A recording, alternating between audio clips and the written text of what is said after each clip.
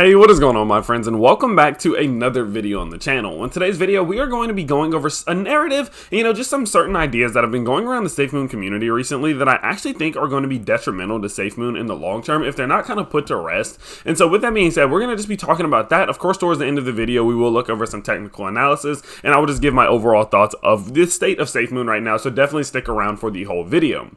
Now, for you new viewers out there, I will let you know that I do have a Patreon. In this Patreon, you get access to many things, such as the trades I make, daily technical analysis, research reports. You also get early access to these videos and much more, so go down to the link in the description, go check it out, and let me know what you think. Also, if you are looking to expand out into a new brokerage or start your own investment journey, I highly recommend using the referral link down below. It'll bring you over to Webull. Whenever you sign up and deposit $100, you will get 2 free stocks valued all the way up to $2,300. It's a fantastic opportunity that I truly think that everyone should take advantage of. So with that being said, let's kind of just have a general sit down. Let's talk about what all we have been seeing in the Safemoon world recently, right? So one thing that I kind of talked about on Money Morons the other day is we were asked, me, Connor, Steven, and Sam, we were asked about the state of Safemoon and what we thought about what we saw with like Jeff Bezos and just things of that nature, right? Personally speaking, whenever we talk about the news that we could get Jeff Bezos on board in order for him to fight against Elon Musk and Doge, and that Jeff Bezos would bring this thing up to $1, and people were basically speculating that that was a possibility. Not that that would happen, but people were spreading kind of just false enthusiasm about it as if it was a rumor, where it wasn't even a rumor. It was literally just people saying, oh, that could happen, right? But then from there, you see all of these YouTubers coming out, and you see everyone, posting these thumbnails where it's like Jeff Bezos with Safemoon, and kind of spreading this hopium, in my opinion, that we would see someone like Jeff Bezos take on Safemoon under his wing and then carry us up to $1.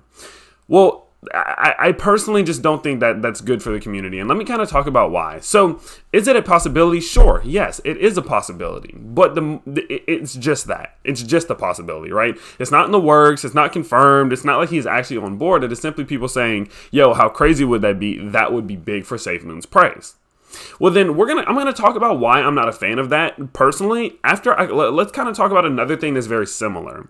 Well, what we've been seeing recently is people talking about a squeeze on Safemoon, or a burn squeeze, basically, right? Where it's something similar to what we have seen within the squeezes with AMC GME, but they're trying to more specifically target the burn function of Safemoon. And I'm not gonna get into the technicals of it. If you do want a technical, breakdown of exactly how it would work, definitely let me know. But I'm not really a big fan of it, so I don't want to really explain too much how it works to kind of influence people to do it, right?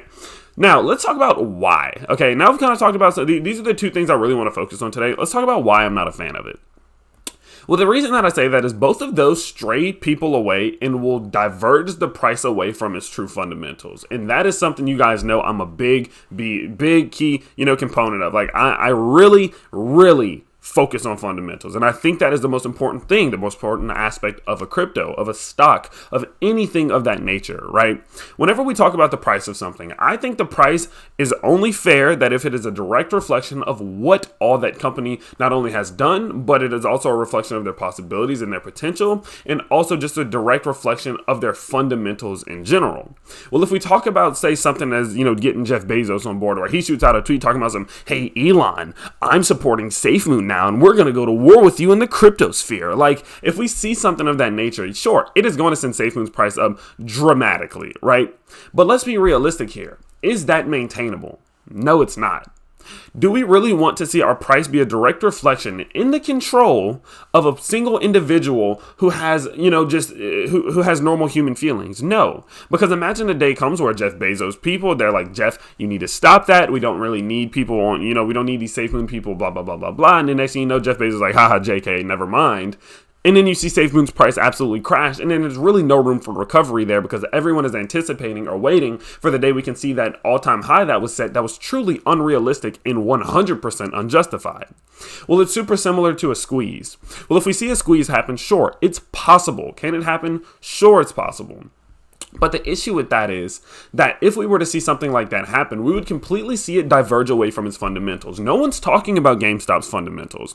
No one's talking about all the deals that GameStop recently got. No one's talking about with AMC in the stock market. These are different squeezes that happen in the stock market. No one's talking about, maybe better financial reports that AMC has released, or the fact that their theaters are reopening. No one cares about that, right?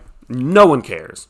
All everyone cares about right now is the squeeze, the success of the squeeze, and how much money can they make off of this thing before it crashes and burns. And that is exactly what would happen to Safemoon in either one of these situations, right? We would then see people only caring about the squeeze. We would get news about exchanges. We would get news about wallets. We would start to see maybe this blockchain start to be built. We would start to see news about Gambia, and no one would care. The fundamentals would be completely disregarded, and Safemoon would go down as a big pump and dump, because that's exactly what it does. These squeezes don't last forever. Okay, these squeezes aren't things that are going to be like, oh, you just squeeze and squeeze and squeeze and squeeze, and you just squeeze it for 10 years like it's some type of long-term investment. That's not how that works, right? We've seen massive squeezes in the past, and sure, there is money to be made off of it.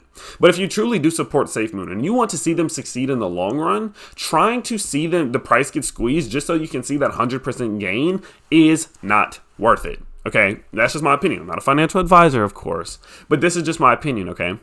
The reason I say that is because if you truly believe in Safemoon, and if you think that it has the capabilities of accomplishing the things in which it has set out to do, you have to understand that that is going to take time. That is going to take months. That is going to take years. That is going to take being in bear markets. It's going to take being in bull markets. We are going to have to see multiple cycles happen over and over and over again before we do see that from Safemoon. But the thing about that is that once it reaches these points, once it starts to grow, once it starts to reach these accomplishments, that is then justifiable in the price. So yeah, sure, the price could climb 300, 400, 500, 600% over the next couple of years. That's justifiable. As they do reach these milestones, as they do build up this foundation and establish their credibility through the, just the overall development of fundamentals in themselves, that is when you do start to see the price climb in a justifiable manner that won't be followed by a big pullback. And that, if you're a true Safemoon investor, a true fan of Safemoon, is what you want to see. You don't want to see a big pump happen. Sure, we would all like to see our portfolios quadruple over the next week, maybe if there was some type of squeeze.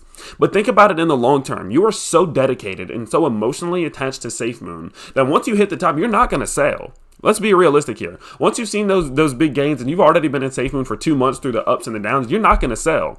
All that's going to happen is you're going to feel great. You're going to be happy. You're going to feel amazing for 3 or 4 days. And then when it crashes, everyone's going to be PO'd. They're going to be really mad. And then everyone's going to be saying, oh, will we ever get back to that all-time high? Well, to be honest, probably not for the next few years until Safemoon's price can justifiably reach that. So realistically, we got to think that if we see these big things that are going to trigger these emotional price movements, sure, it's fun in the long term and we like to see it, and sure, it may grab attention.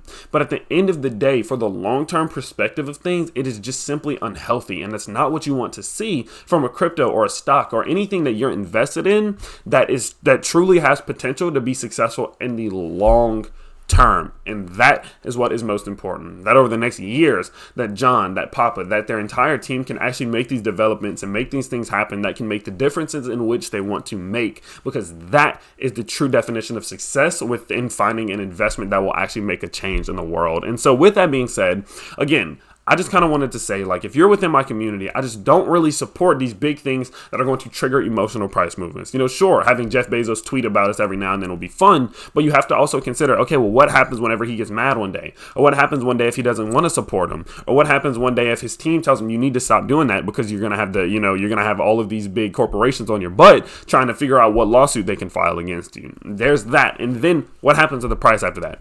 Dies.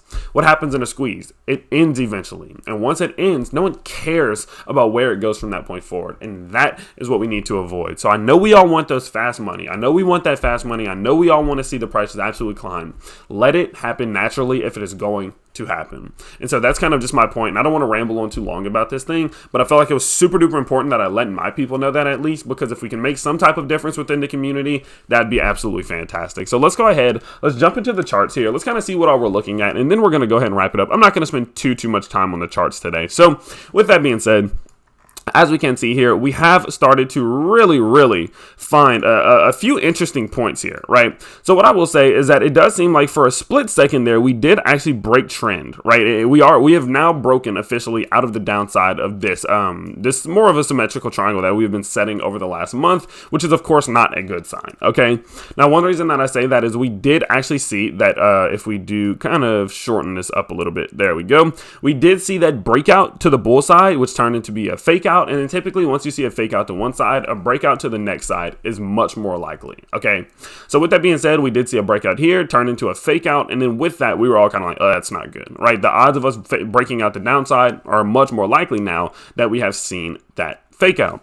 Now, with that being said, it is not the end of the world, but I would say unless we can recover into this symmetrical triangle very, very soon, I'm talking very, very soon, probably within the next 48 hours, I would say. If we're unable to do so, there's a very, very high likelihood, in my opinion, that we do retest some of these lows that we did set on May 23rd. From there, I would honestly be pretty surprised if we do break those lows. I don't really think it's justifiable to see a fall that low, and you never really know. This is a super emotional community, but I don't think there would be a justified reason for it to drop that low, especially considering the fact that as the price is falling, we're not really seeing a major increase in volume. And so with that being said, it does go to show that there is still the possibility of the bulls to take over from there and us to start to revisit some of these levels, but I definitely do think it is just going to simply take the bulls coming back in, buying some more up, and just getting this thing going. So with that being said, I am looking to again see this thing start to re-enter into this triangle very soon here, or again I would be anticipating a fall. Let's get our ruler out just to kind of see exactly how far that would be. I think that a fall of about another 17% definitely could be likely. Of course, that is not what we want to see, but I think that is the honest truth, as again, once we did build the structure after this fall, we developed some structure, but then from there we did see a drop a bit. Now, one thing that we can do is if we kind of start to look at some of these Fibonacci retracement levels, we can see that we were struggling at that 618, and that is where we did establish some of this resistance. If we are talking about our swing high to our swing low, our swing high here to our swing low, one thing we can look at as well is if we do go from our swing low to our swing high, just in terms of general retracement, we can see, let's go ahead and delete this one. We can see that we touched the very bottom of the 786. I mean, right on point, like absolutely beautifully. And so with that, that is the reason why I do believe that it is possible for us to re-enter into the symmetrical triangle. We do have a lot of support established here. And as we can see here, that support acted beautifully. And I mean, that was a direct touch. That was an absolutely perfect touch, right? So that kind of goes to show me that there is a strong level of support here. If we can maintain it, that'd be beautiful. And I think that that could definitely give us the momentum we need to re-enter into this triangle and go for our final breakout, either up or down, because it's getting to crunch time. I mean, we have about 4 days now until this triangle basically ends. So we definitely need to keep an eye on that. So with that being said, that is going to be the Safemoon update for today. And that is about all I am seeing with the charts. If you guys did enjoy today's video, if you found it valuable, please share it. I think this is really a message that needs to be spread around the community. So please share it, and if you could do that, I would absolutely appreciate it. Now, you guys do know the drill. I go live on the channel every single day with Gem Finders. It is a series that we've started, a live series in which we go looking for new cryptos. So tune into that every single day at 4 p.m. Central Standard Time, as well as I post 1 time to 2 times every single day on this channel. So I will see you all very, very soon. Tune in later today for Gem Finders. We've been having a great time, and I hope to see you there. Again, I will see you all next time. Peace.